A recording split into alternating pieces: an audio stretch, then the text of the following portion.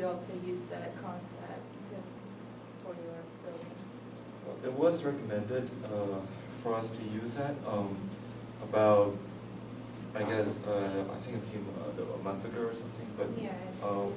one of the reasons we didn't exactly put it in is that we didn't exactly know how the system is going to go, because if I imagine you're talking about water collection system on the bottom, like several feet below ground, Yeah. and then that water can get pulled by the ground, and then that water would have this tube or piping system that goes Yeah. up, and then the floor actually the piping system actually goes like round and round the floor, and that's how you. You could use, yeah, you can do that, that's one of the systems, and then they also have sort of like, if you would have a swimming pool, sort of like a water pool underneath the building, on the ground of the building, and then this, you have double the safe, and the heat, the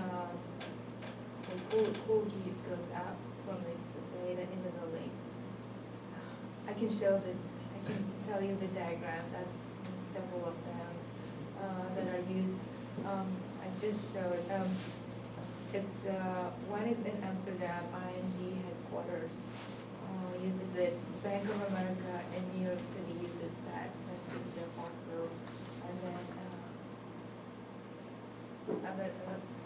I realized, and then it's Richard Rogers Building also uses that system. I can show you on the website. Sure. I don't know, I mean, it could be handy, it could not, I don't. Right now we're trying to cool everything as passive or as passively as possible, Mhm. because when we realize one thing we didn't really talk about is the modules and the steel. We were not negotiating, but we were talking to our structures teacher, and It's always a bunch of- negotiation. Well, it's not negotiable. Well, but we figured out that the bad thing about this module system right here is that it's kind of expensive. Yeah. So we're trying to say, okay, so how do we maximize the use of the existing material we have? So when we figured out, like, if there is really indeed not enough to cool everything, then we will go to the tubing system and possibly other system as well. Right now we're still sort of figuring out, okay, so what is the more potential for this housing unit to do? So as we've sort of mentioned before, the ground, we believe that the ground is cool enough to not have to worry too much about cooling in the basement area, but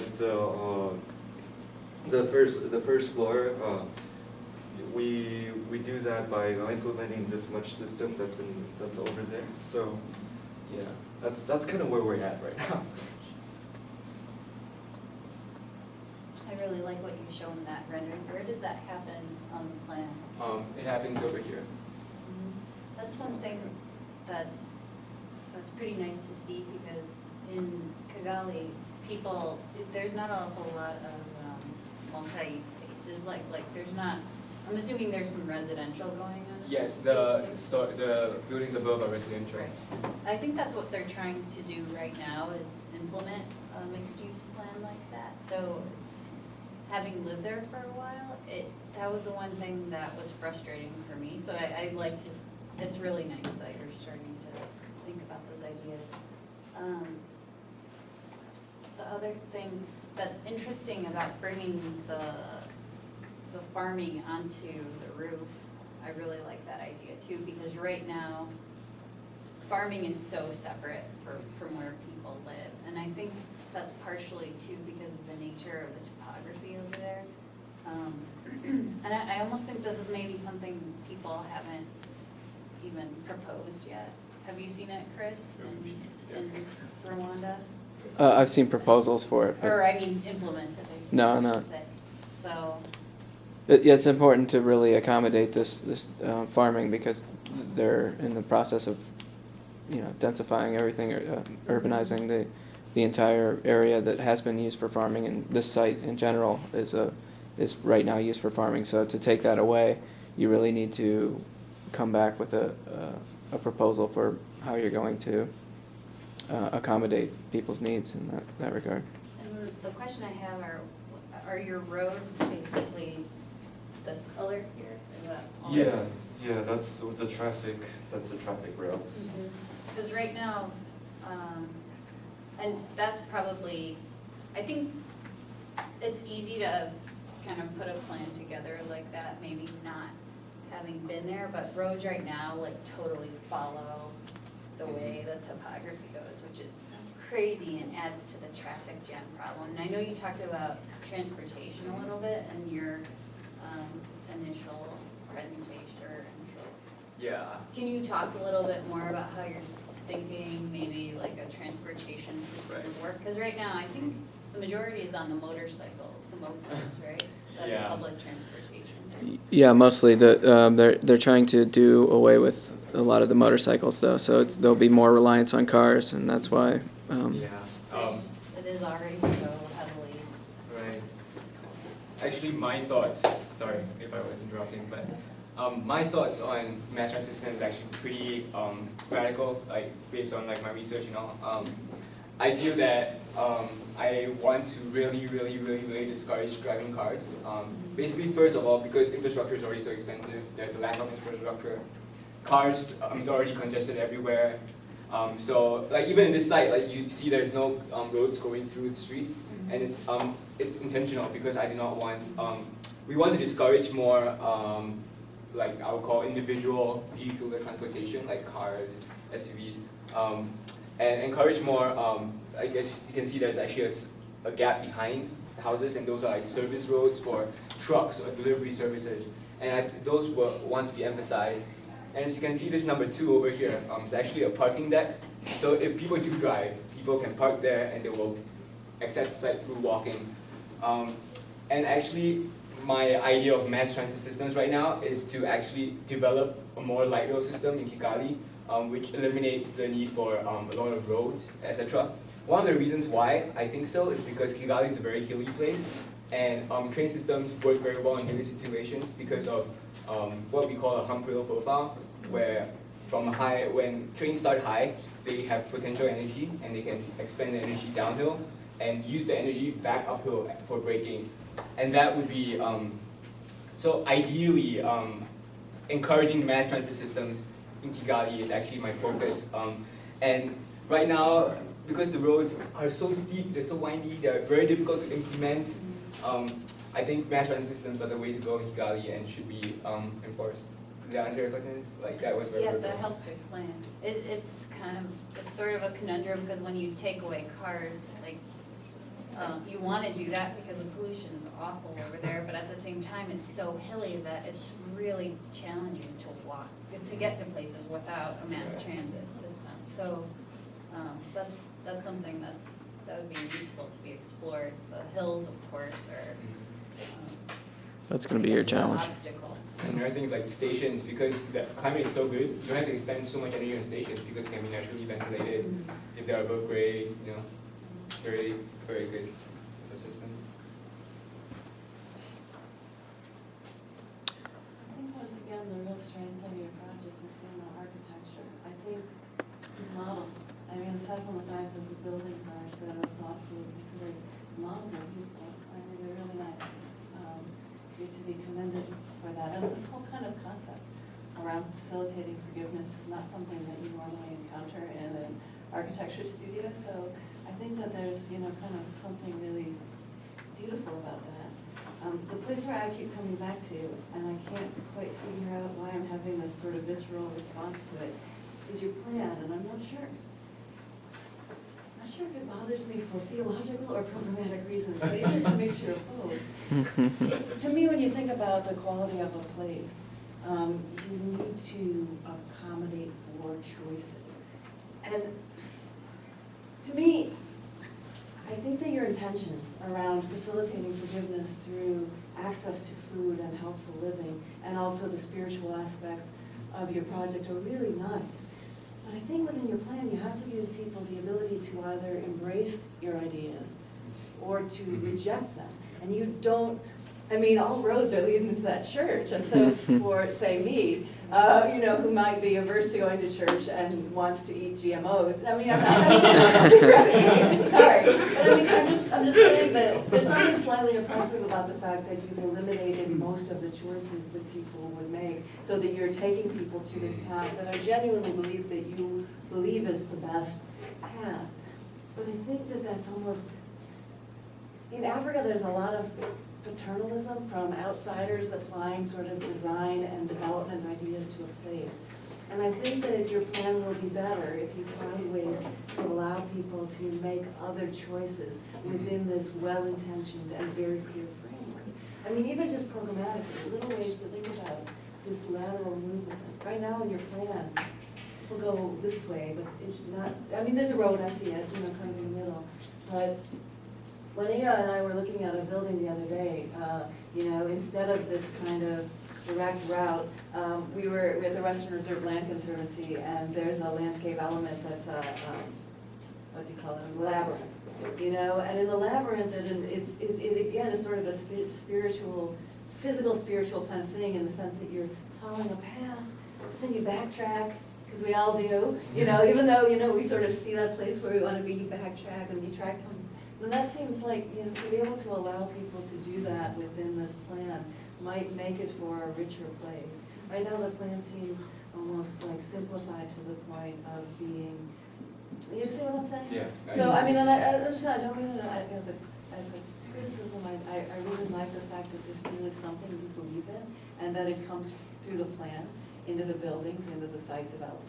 And I just, you know, normally I'd encourage people to do that. Have a big idea and then design to that big idea. I just think you need to create some sort of escape route for people who have choice. We sort of attempt to do that with the community fabric bridge.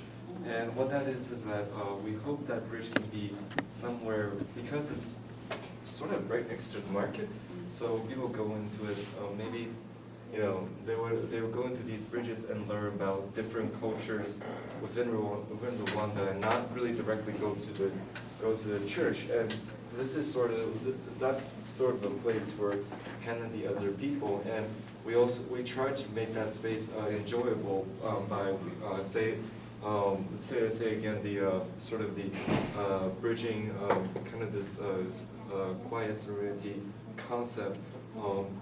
So that, you know, if I was, because here's something, I actually kind of protested this idea from the very beginning.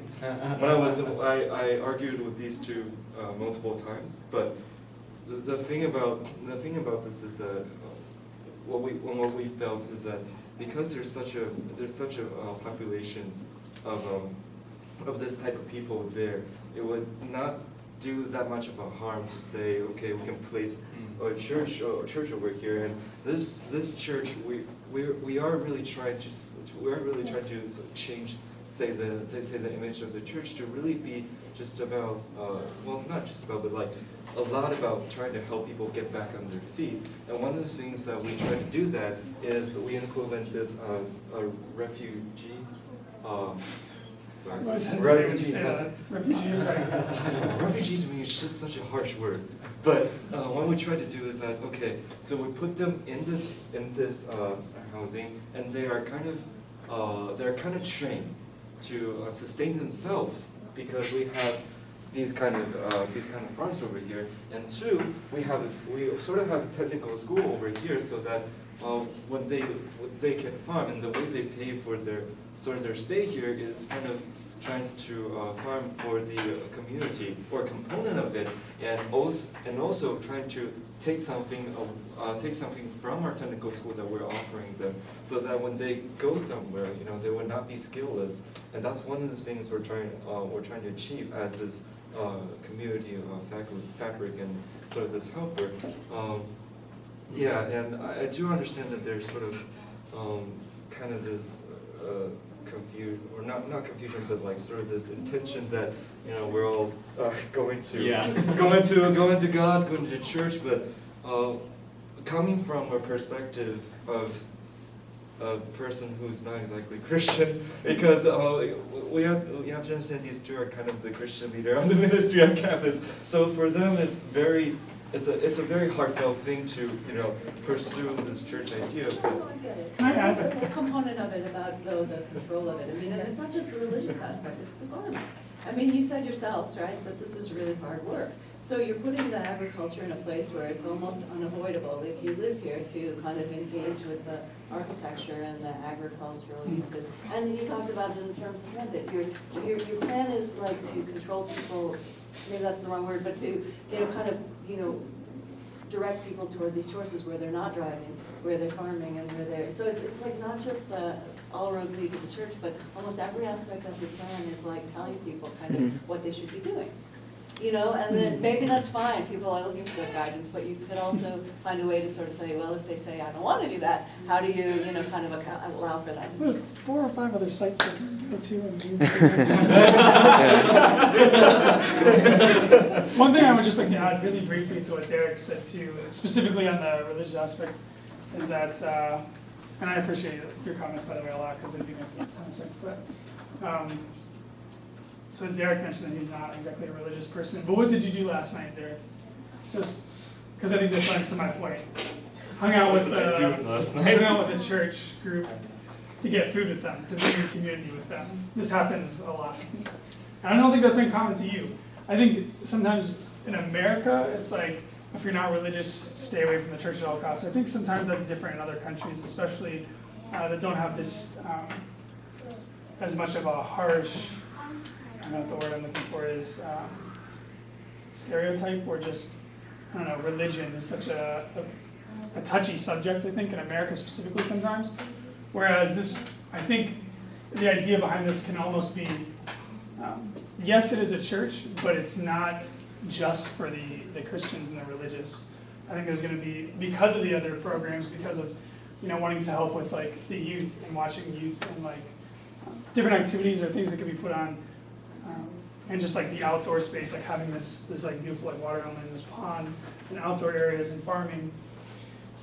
I think it's, anybody can come. It's open to the whole community, and you don't have to be like an avid church member to go and spend time in this area, I guess. Well, it's more like a social place rather than a church. It might be good to call it a community center, because one of the things is, even if this is sort of an insular development, this person's gonna wanna go to a different church than that person, because that's how it is in Rwanda. Everybody goes to a different church because they like it for a different quality. You can't really impose that everybody's gonna wanna worship there, because people all have different interests, and people are all different, we're all different from each other. So it might be better to call it maybe more of a loose Christian community center rather than a specific, you know what I'm saying? Yeah. Because just our next door neighbors in Rwanda, they went to one church like far over there, and then our other neighbors went to that church, just because that's where they found their kind of. I have personal opinion about the American church. Is not, I see it more as a social place rather than going to a church and being like, thinking as a, concentrating on like, my spiritual, time, or, I think, I don't know, it's just my subjective opinion. You go there and you socialize and you meet people and you talk and eat and do activities. In Georgia, this one does not happen in churches. I don't know how it is in Rwanda, but you don't eat in church, you don't talk to people in church, you don't socialize. You just go light a candle, you have your own like connection, and then you just go, and then you can have friends, meet friends somewhere else. So it's not a social place in church for me. So this reminds me of more like a social place. It's just maybe you could research more about what is in Rwanda, how it happens in Rwanda, what are the traditions, how they go there, and what is happening in their churches.